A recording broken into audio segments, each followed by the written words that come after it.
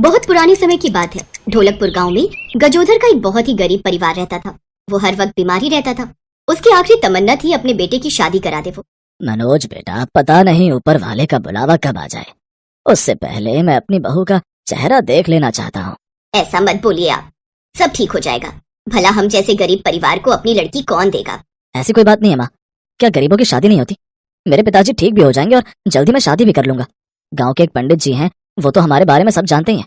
उनके पास कोई ना कोई ऐसा परिवार जरूर होगा जो हमारे घर में अपनी बेटी दे सके। मैं शाम को चाय की टपरी पर जाऊंगा, वहां पर पंडित जी हर शाम को आते हैं, वहीं उनसे बात करके देखता हूँ। ठीक है बेटा। मैं आपके लिए काढ़ा बनाकर लाती हूँ, उससे आपको थोड़ा आराम मिलेगा। मनोज मेहनत मजदूरी करके अपना घर चलाता था और अपने माँ बाप को पालता था। शाम के वक्त मनोज गांव में एक चाय की टपरी पर पहुंच गया। वहाँ पर गांव के कुछ और लौंडे पहले से ही बैठे थे। और मनोज भाई, क्या हाल चाल? बहुत टेंशन में लग रहे हो। अरे चाचा, अपने मनोज भाई को जरा एक मस्त कटिंग चाय पिलाओ। हाँ बस 2 मिनट रुको, मैं चाय बनाता हूँ, पंडित जी भी आने वाले हैं। चाचा तो रुक जाओ, जब पंडित जी आ जाएं तब हम सब एक साथ ही चाय पियेंगे। क्या बात है मनोज भाई, आज पंडित जी की याद कैसे आ गई? कहीं शादी वादी का इरादा तो नहीं है? अरे पंडित जी का तो काम ही यही है, वो कहीं ना कहीं से खोद के आपके लिए रिश्ता ले ही आएंगे। वो लोग आपस में बात कर ही रहे थे कि तभी वहाँ पर पंडित जी आ गए। अरे किसका रिश्ता ले आएंगे राजू? चाचा जल्दी से अब हमारी चाय बना दो। अरे पंडित जी, बात दरअसल ये है कि मेरे पिताजी अक्सर बीमार रहते हैं। मेरे परिवार के बारे में तो आप जानते ही हैं, मैं मेहनत मजदूरी करके अपना काम चलाता हूँ, लेकिन मेरे पिताजी कह रहे थे कि मरने से पहले अपनी बहू का चेहरा देखना चाहता हूँ। तो अगर आप कुछ, बस मैं सब और कुछ भी बोलने की जरूरत नहीं है बेटा। अरे मैं तो तुमसे पहले भी बोल चुका हूँ शादी के लिए, लेकिन तू हर बार मना कर देता था। मेरे पास है एक रिश्ता, वो भी गरीब परिवार के ही है। अगर तू कहे तो बात करूं। हाँ पंडित जी, आपको जो करना है कीजिए, मेरी तरफ से कोई भी रिश्ता पक्का ही है। आप मेरे लिए कोई बुरी लड़की तो लाएंगे नहीं, बस लड़की को मेरा परिवार पसंद होना चाहिए और मुझे कोई डिमांड नहीं है। अगले दिन ही पंडित जी ने दोनों परिवारों को मिला दिया। लड़की का नाम पूनम था। पूनम का परिवार भी बहुत गरीब था। मनोज को दहेज की डिमांड नहीं थी, इसलिए उन लोगों को मनोज का रिश्ता मंजूर हो गया और दोनों की शादी हो गई। आज पूनम की पहली रसोई थी। ससुर जी की तबीयत ठीक नहीं है, इसलिए मैंने हल्का खाना बनाया। मुझे कढ़ी चावल बनाना बहुत अच्छा आता है। आप लोग खाकर बताइए कैसा बना है। सभी ने पूनम के हाथ के बने कढ़ी चावल खाए और सभी को बहुत पसंद आए। ऐसे ही दिन बीतते गए, लेकिन पूनम के ससुर की तबीयत और भी ज्यादा खराब हो गई।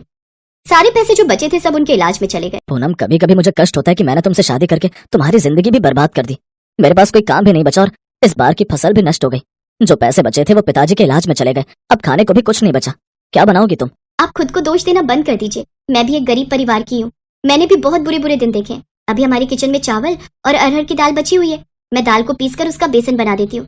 फिर कढ़ी चावल तो आप लोग को पसंद ही है। क्यों, मैंने सही कहा ना? अरे ये तो बहुत अच्छी बात है बेटा। अब मुझे लगता है कि मेरा आखिरी वक्त आ गया है। तूने मेरी ख्वाहिश पूरी कर दी, इसके लिए मैं तेरा शुक्रगुजार हूँ। मैंने बहू का चेहरा देख लिया। नहीं पिताजी, आप ऐसा मत बोलिए। आपकी ख्वाहिश तो पूरी होगी, लेकिन मेरी भी एक ख्वाहिश थी कि मैं ये घर अच्छा खासा बनवा सकूं और आपको इस गरीबी से बाहर निकाल सकूं। उससे पहले आप हमें छोड़कर कहीं नहीं जा सकते। माँ, पिताजी को समझाइए ना।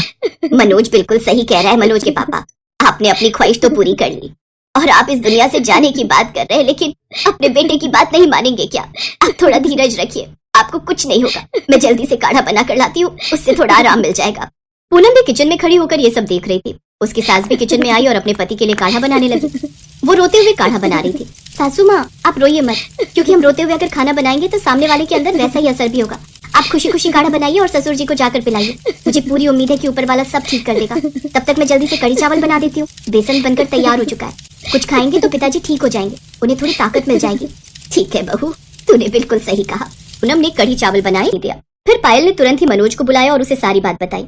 पूनम, हो सकता है भगवान तुम्हारी भक्ति से खुश हो गए हो और तुम्हें आशीर्वाद के रूप में ये जादुई कढ़ी चावल दिया हो। सबसे पहले पिताजी को एक कढ़ी चावल खिलाते हैं, हो सकता है ऊपर वाले का आशीर्वाद सच साबित हो जाए। आपने बिल्कुल सही कहा। मनोज ने अपने हाथों से अपने पिता को वो जादुई कढ़ी चावल खिलाए।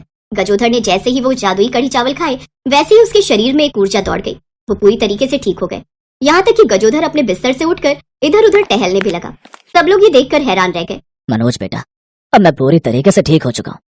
मैं अपने आप को बहुत स्वस्थ महसूस कर रहा हूँ। मुझे लगता है भगवान ने सच में हमारे लिए साधारण कढ़ी चावल को जादुई कढ़ी चावल बना दिया है। अब मैं जल्दी से ये सारी कढ़ी घर में इधर उधर छिड़क देती हूँ। हाँ जल्दी करो पूनम। पूनम ने सारा कढ़ी चावल घर में चारों तरफ छिड़क दिया, जिससे जहाँ जहाँ पर कढ़ी की बूंद गिरी वहाँ पर सोना बनता चला गया। सब लोग बहुत हैरान हुए और खुश भी। अरे बहू, ये चमत्कार कैसे हुआ? मनोज ने सब कुछ अपने माता पिता को बता दिया। उसके बाद मनोज ने सारा सोना इकट्ठा किया। उसे बेचकर अपना एक घर बनवाया। सोने का कुछ हिस्सा बचाकर उसने भगवान की सोने की ही मूर्ति बना दी।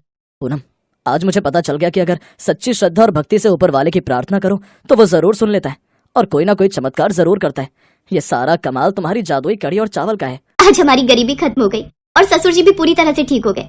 अब इस गांव में या आसपास जितने भी गरीब और परेशान लोग होंगे उन सबकी हम मदद किया करेंगे, तभी ऊपर वाला हमारी मदद करेगा। बहू, हम धन्य हो गए तुझे पाकर। उन लोगों ने बड़ा सा घर बना लिया और इस तरह अब वो लोग अपनी जिंदगी खुशी खुशी बिताने